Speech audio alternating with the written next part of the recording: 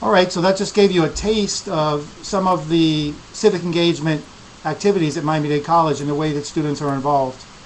So I wanted to present a little scenario here. We have two students. Student A, his name is Randy, and he has a 3.3 GPA. He's a full-time student. He has a part-time job on the weekends. And then student B is Bianca. Her GPA is a little bit lower. She's also a full-time student. She works on campus. But she volunteers 2 hours a week with a local homeless shelter. She's a member of a campus service club. And she even went to Nicaragua last year during her spring break with the alternative break program. So if an employer was going to hire someone, or a college was going to admit one of these people, or a scholarship was going to be offered, which one of these students do you think would get the job or get the scholarship? Randy and Jean, you want to comment on that? Oh, even though Randy's a nice name, I'd have to go with Bianca. She seems much more prepared to do various things and have a good outreach. I would say Bianca, because I think she is well-rounded and she has the tools that she needs. And, you know, Randy does have a higher GPA, but he doesn't have that human quality that employers look for. Yeah, to me it's a no-brainer. You know, the more you get involved, good things happen and opportunities make themselves available. This is another quote that our students take to heart here. You must be the change you wish to see in the world. You know, we can't stand back and wait for others to address the problems that are plaguing our community, whether it's local, state, international. We all have to get involved and make this world a better place. And there's so many opportunities at Miami-Dade College to do that. So to get back to the question of how do you get involved? You know, one of the best ways at Miami-Dade College is through something called service learning. I'm not sure if you've heard of it, but we have more than 1,000 classes spread out among our 8 campuses, where if you take that class, you have the opportunity to do service that's related to the course content. So whatever it is that you're studying, your instructor is going to allow you and guide you and help you apply what you're learning in that class to help others. So we have about 8,000 students. We actually have the most service learning students out in the community every year, more than any other community college in the nation, and we're very proud of that. So if you come here, you can definitely participate in service learning.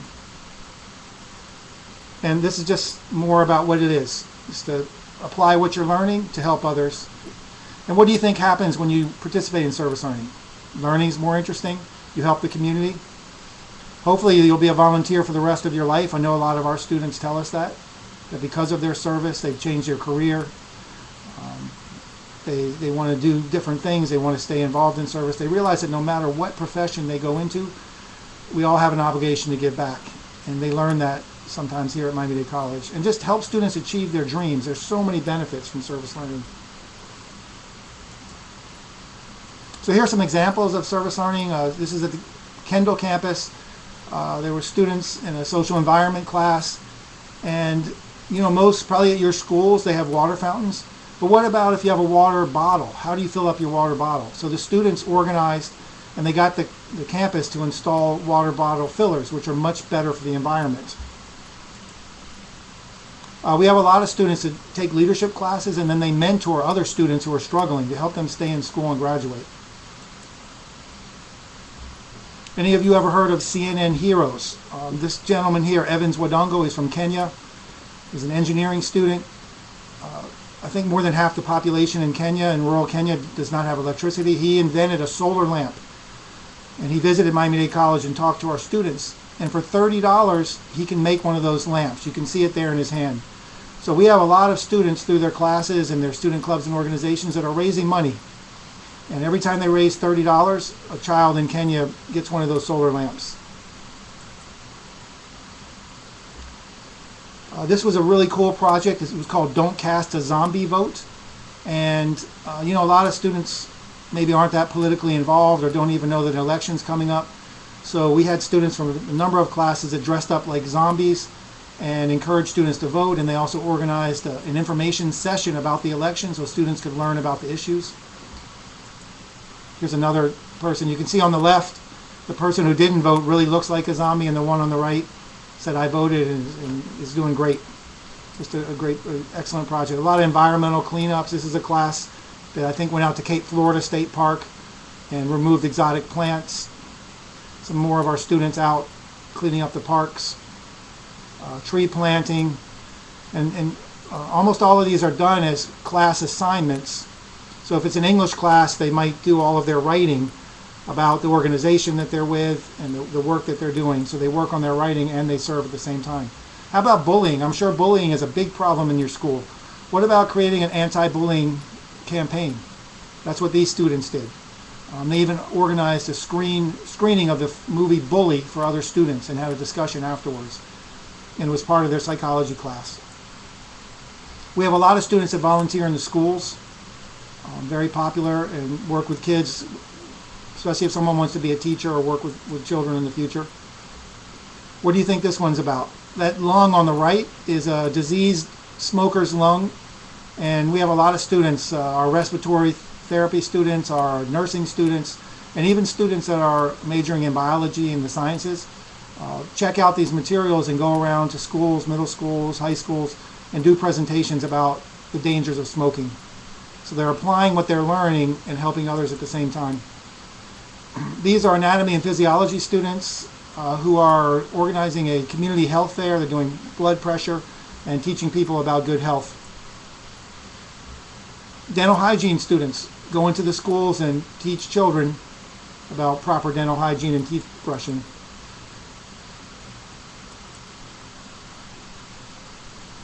These are a student from a computer technology class that's at a computer lab teaching a child about how to use a computer. And the bottom line is, what's the best way to learn and retain information? Think about all the classes you take in high school. The more active they are, the better they are, right? It makes it more interesting. You learn more. So if you look at this pyramid, it's kind of scary, but we only remember about 10% of what we read, and only about 20% of what we hear, 30% of what we see. But when you do something and you talk about it, and you process it and you write about it, you remember 70, 80%. So that's one reason that service learning is so popular at Miami Dade College, because our teachers know that this is a great way to help students learn, and there's so many benefits for the students.